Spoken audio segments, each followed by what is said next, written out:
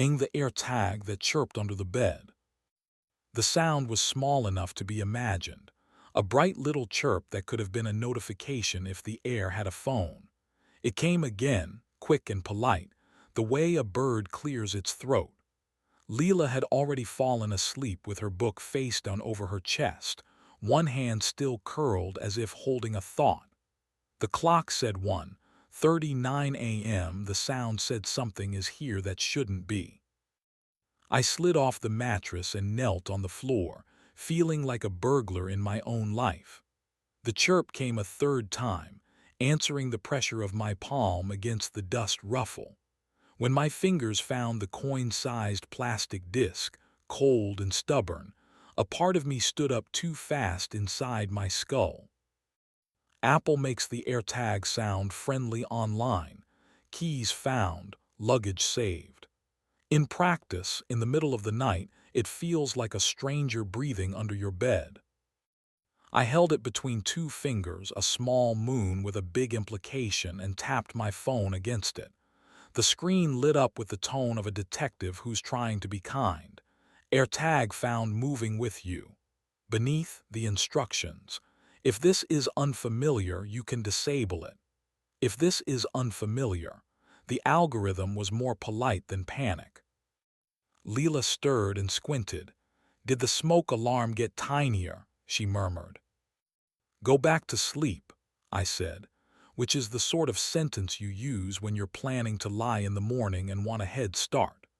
She rolled onto her stomach, hair like a curtain closing, and the AirTag chirped one last time in my hand like a guilty hello. In the kitchen, under the soft dome of the stove light, I twisted the AirTag open. The battery popped free with a sigh. The app showed me a map of our evening, a dotted blue trail from the bodega on Salem, around the park where the fountain is always trying too hard, and then home. The first ping wasn't at our door. It was 2 blocks back, outside a place that calls itself the parlor because bar sounds too eager. Leela had left at 7 to meet department people, which can mean colleagues or students or the particular breed of ex that academia calls a friend from conference season. I met Sam for dumplings. We synced schedules and texted jokes like we were maintaining a dilapidated bridge. I looked at the paused battery and thought, not for the first time, about how I get paid to build small assurances for other people. I make locks that allow phones to pretend they're bones. I write code that verifies what you think is true enough to proceed. That certainty can be addictive. So can doubt. At 9 the next morning, Leela wrapped a scarf twice and said, "Diagnostics Day. I'll be late." She meant senior conferences and the ritual of advising that turns teachers into medium-grade therapists. She kissed me with a concentration that felt both earnest and rehearsed. "Anything unusual about last night?" I asked, aiming for casual, overshooting into brittle. She tilted her head. The soup was too salty at the place with the black and white floor. Lauren's dating a man who says honestly at the start of sentences that are confessions cousins. Why?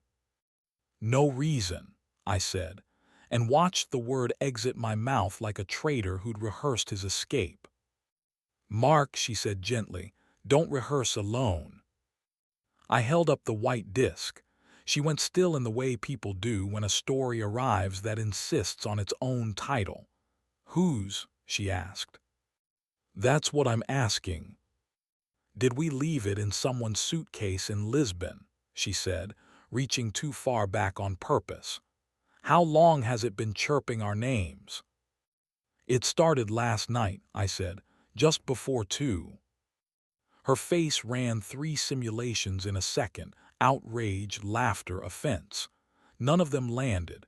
She put her hand on my wrist instead, thumb pressing my pulse like a button. "Let me say the sentence," she said. "I didn't put that there. I didn't know it was there. I didn't invite a device into our bed or a person who needs one." "I believe you," I said, surprised to find I did.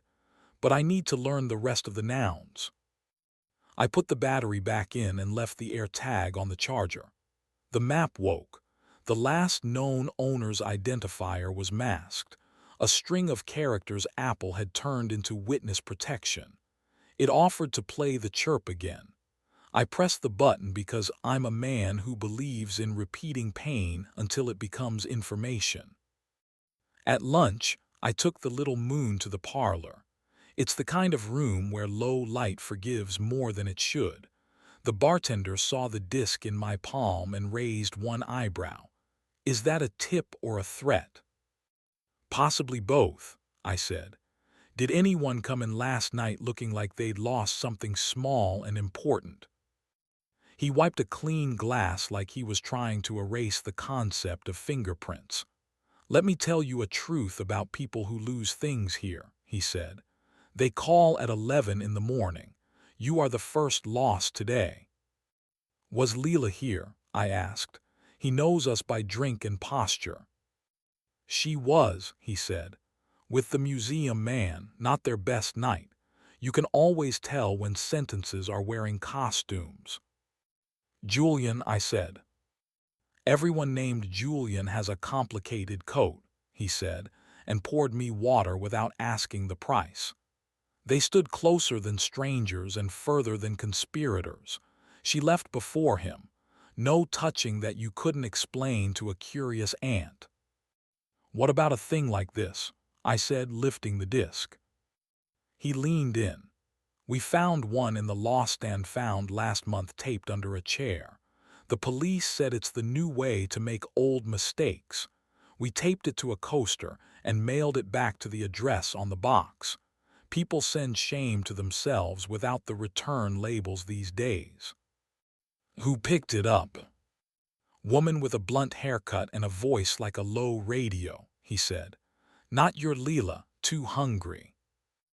Anna, I asked, because the city is a set of repeated names when you live in it long enough. He nodded. She called it evidence of an amateur. I left with the AirTag and a picture of Julian's coat from memory. In my pocket, the device felt like a period on a sentence I hadn't written. On the way home, my phone buzzed with a text from an unknown number. Don't disable it yet. Come to the corner of Pike and 3rd at 6. I'll show you where it picked you up. It was signed with a single letter, M.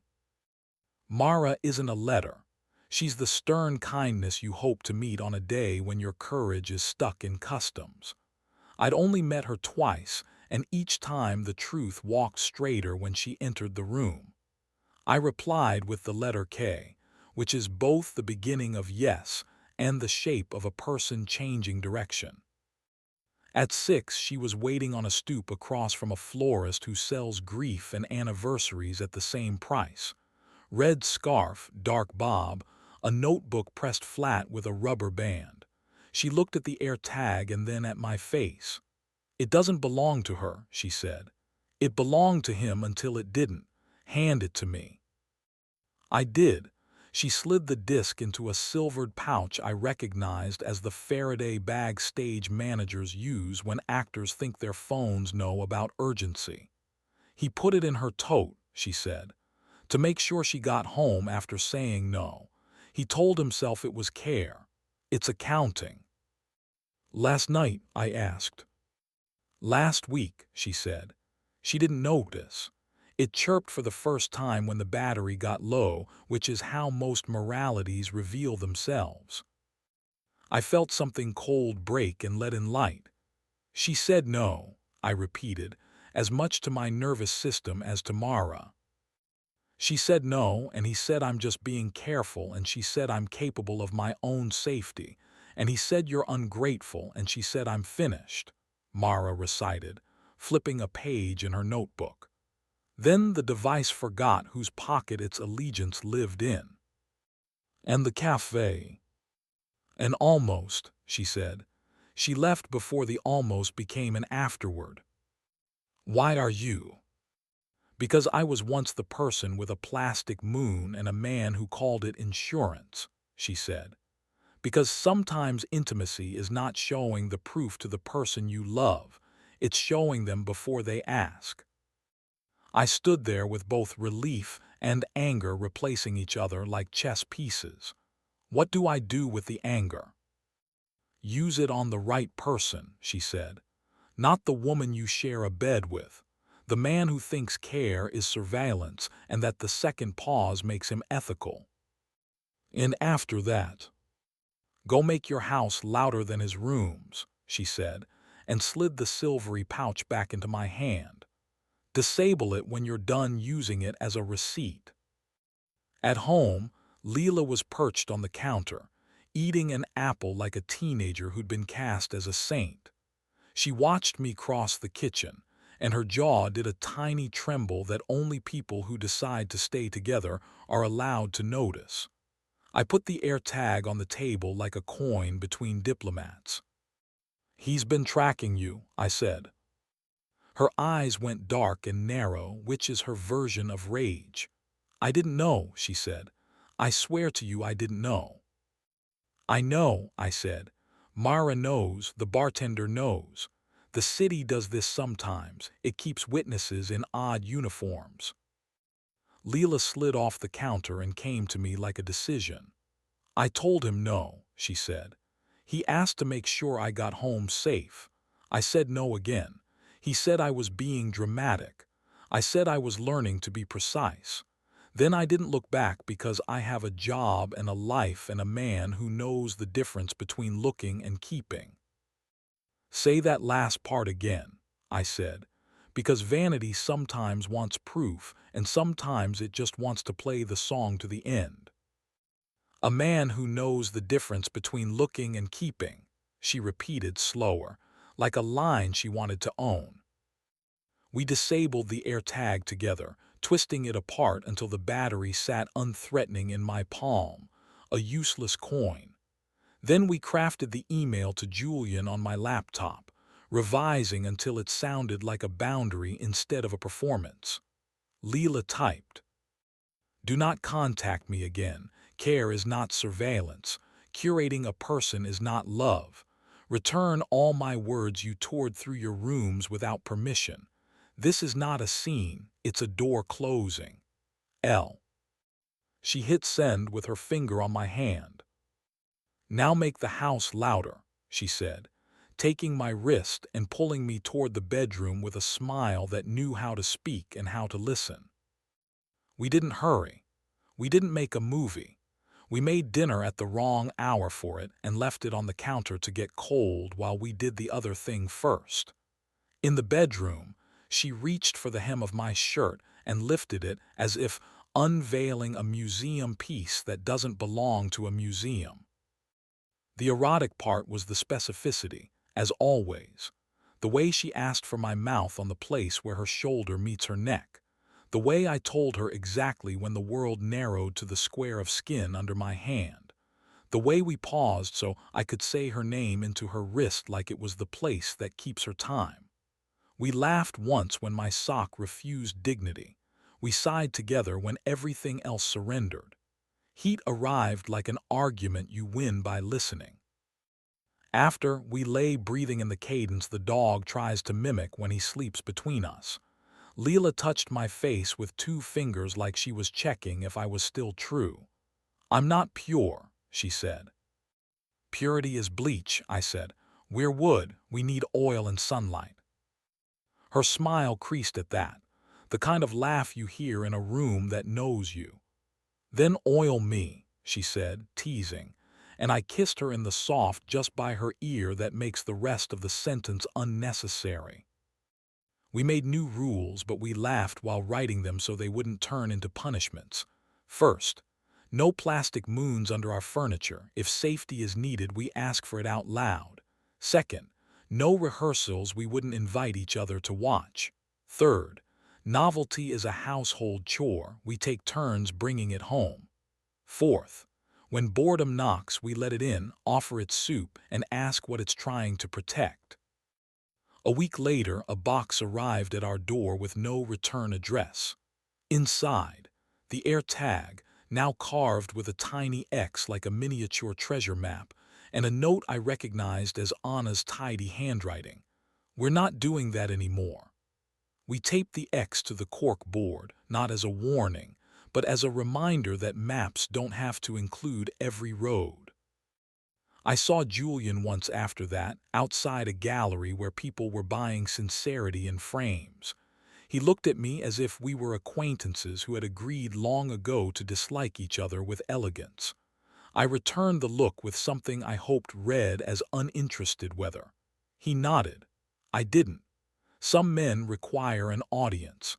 I had promised mine to someone else. At 1:39 a.m. now, when tiny sounds happen, they are from the radiator or the elevator cable or the dog's dream. Sometimes Leela wakes enough to say my name like it's a password she still enjoys using. Sometimes I wake her enough to ask for one truth, just one, before we sink again.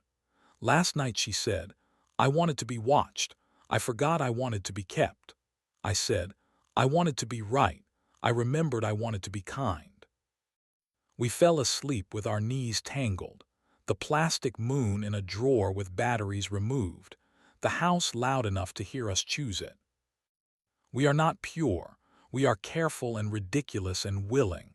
We keep the windows open, the doors named, the list short. Twice a week we move the couch an inch and see if the light behaves differently. When it does, we say, "Look, Myra." And then we say our names correctly on purpose until the room is convinced and the night believes us.